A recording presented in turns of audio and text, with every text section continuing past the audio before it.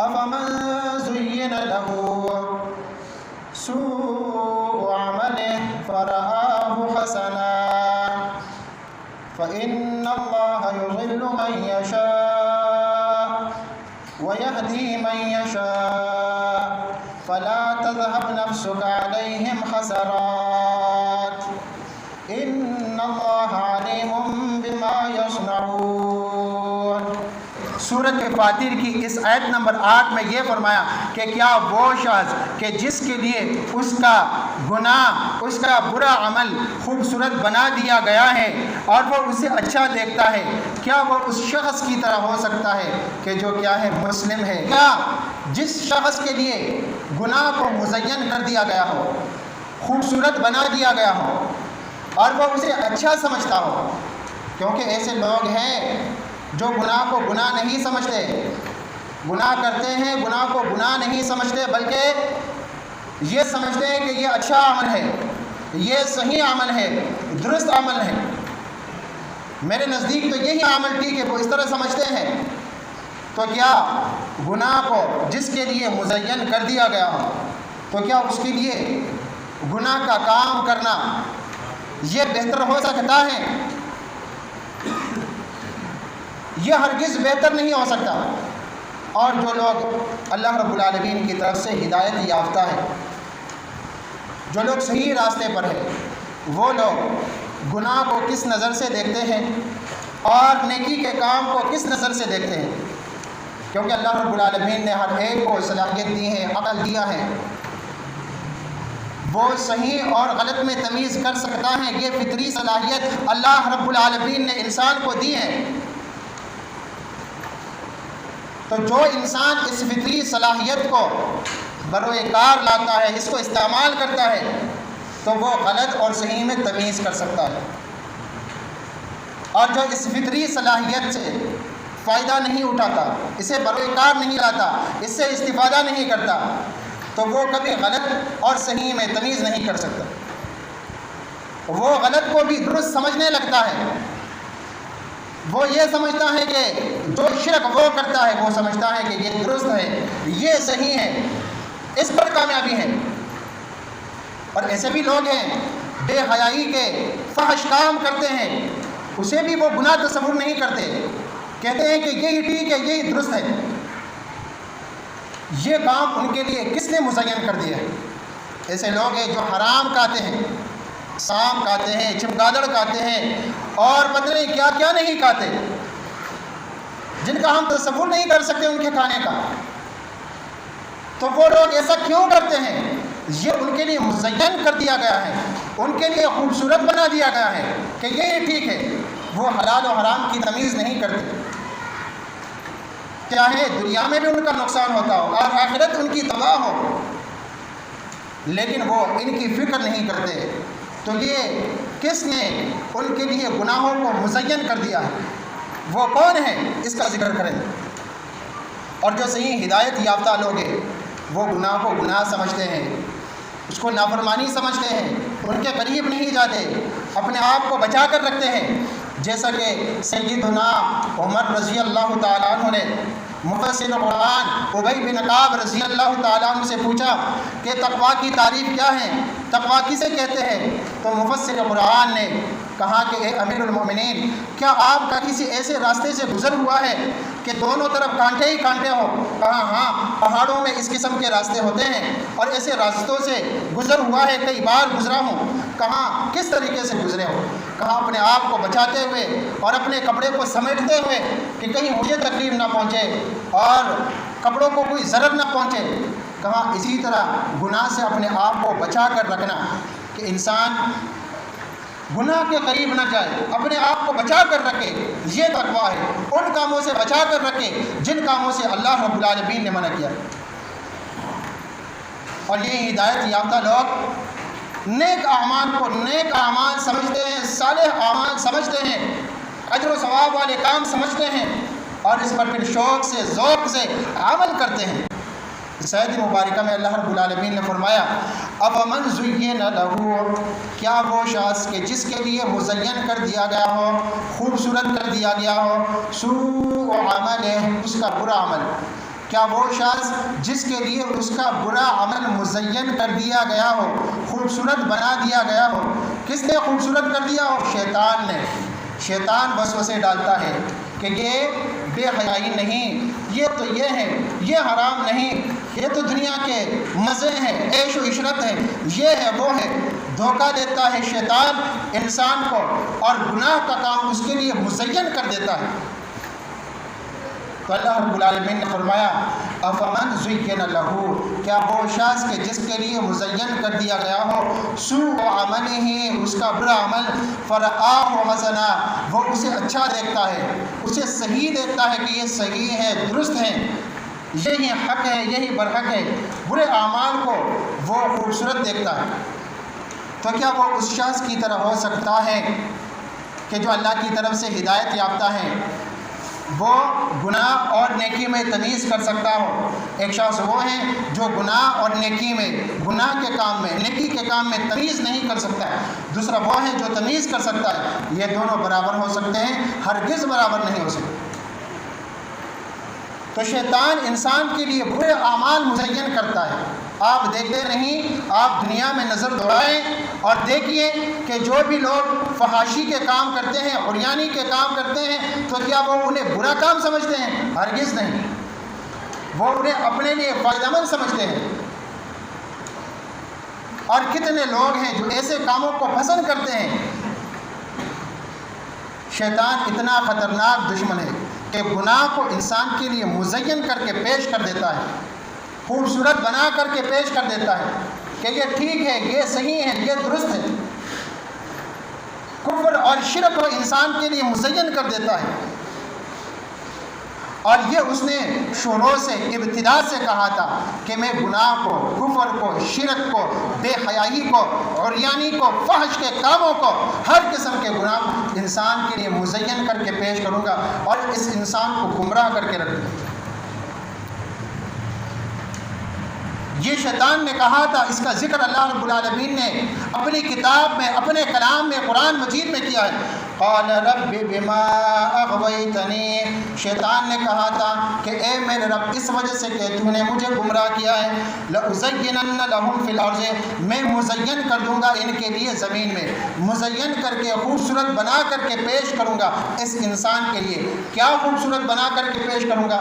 گناہ کو، اور فی الارض، زمین میں، وَلَأُغْوِيَنَّهُمْ أَجْمَعِينَ، اور انہیں گمراہ کر کے رکھ دوں گا سب کو، إِلَّا عِبَادَكَ مِنْهُمُ الْمُخْلَصِينَ، سوائے تیرے ان بندوں کے جو چنے ہوئے ہیں، جو منتخب ہیں، ان کے علاوہ باقی جتنے بھی انسان ہیں ان کے لیے میں گناہ کے کام کو، کفر کے کام کو، شرک کے کام کو، بغاوت والے کاموں کو، بے حیائی کے کاموں کو خوبصورت بنا کر کے پیش کر دوں گا۔ یہ شروع دن سے شیطان نے کہا تھا۔ اور تو اور ہیں، بہت سارے مشرکوں کے لیے شیطان نے اپنی اولاد کو قتل کرنا بھی مزین کر کے پیش کیا، اور بہت سارے لوگوں نے اپنی اولاد کو قتل کیا کہ یہ صحیح عمل ہے، اس سے پیر خوش ہوں گے، اس سے فلاں دیوتا خوش ہوں گے، اس سے فلاں بت خوش ہوں گے، یہ ہوگا، یہ ہوگا، میری زندگی بن جائے گی، یہ ہو جائے۔ اپنی اولاد کو قتل کرنا شیطان نے انسان کے بہت سارے مشرکوں کے لیے مزین کر کے پیش کیا۔ تو اس دنیا میں بہت سارے ایسے کام ہیں کہ جب شیطان انسان پر سوار ہو جاتا ہے اور اسے وسوسے ڈالتا ہے تو اس وقت یہ نہیں سمجھتا کہ یہ گناہ کا کام ہے، یہ میں غلط کر رہا ہوں، بلکہ شیطان کے پاس بہت سارے دلائل ہوتا ہے، وہ وسوسے ڈالتا ہے کہ پوری دنیا میں لوگ ایسا کرتے ہیں، آپ نے کیا کیا، آپ نے کیا تو کیا ہوا، فلاں یوں کر رہا ہے، فلاں یوں کر رہا ہے، تم بھی اس عمل میں مبتلا ہو۔ بہت سارے کام، حتیٰ کہ اولاد کو قتل کرنا بھی بہت سارے مشرکوں کے لیے مزین کر کے پیش کر دیا۔ اور یہ میں اپنی طرف سے نہیں کہہ رہا کہ شیطان انسان کے لیے گناہ کے کام کو مزین کر کے خوبصورت بنا کر کے پیش کر رہا ہے، یہ قرآن مجید میں ذکر ہے۔ اور اولاد کو قتل کرنا بھی شیطان نے انسان کے لیے مزین کر کے پیش کیا اور شیطان نے اس پر عمل کیا۔ وَكَذَلِكَ زَيَّنَ لِكَثِيرٍ مِّنَ الْمُشْرِكِينَ قَتْلَ أَوْلَادِهِمْ شُرَكَاؤُهُمْ، اور اسی طرح بہت سارے مشرکوں کے لیے اولاد کو قتل کرنا بھی ان کے دیوتاؤں نے، ان کے شریکوں نے مزین کر کے پیش کر دیا، خوبصورت بنا کر کے پیش کر دیا۔ ان کے معبودان باطنہ میں سب سے بڑھ کر معبود باطل کون ہے؟ شیطان ہے۔ تو شیطان انسان کے لیے گناہ کو مزین کر کے پیش کرتا ہے، حرام کاموں کو مزین کر کے پیش کرتا ہے۔ کیا دنیا میں ایسے لوگ نہیں ہیں جو حرام کھاتے ہیں؟ بہت سارے مسلمان بھی حلال و حرام میں تمیز نہیں کرتے، حرام پیسہ لے کر پھر کہتے ہیں کہ مجھے حلال چیز چاہیے۔ تو جب حرام پیسے سے آپ حلال لیں گے تو وہ بھی حرام ہو جاتا ہے۔ لیکن جو قطعاً حرام ہے، نجس العین ہے، وہ بھی بہت سارے مشرک کہتے ہیں۔ کیوں؟ شیطان نے وہ کام ان کے لیے مزین کر دیا ہے۔ پھر دنیا میں بھی ان پر مصیبتیں آتی ہیں۔ جو لوگ اللہ کی نافرمانی کے کام کرتے ہیں، بغاوت کرتے ہیں، وہ کہتے ہیں ہم اپنے دل اور جو ہمیں شیطان وسوسہ ڈالے گا اس پر عمل کریں گے۔ ہمارے شیطان بڑے ظالم ہیں اور ہم پر زور آور ہیں، فلاں ہیں، جس طرح وہ حکم دے گا اس طرح ہم عمل کریں گے۔ تو اس طرح کرنے سے وہ کیا کرتے ہیں؟ اپنا ہی نقصان کرتے ہیں۔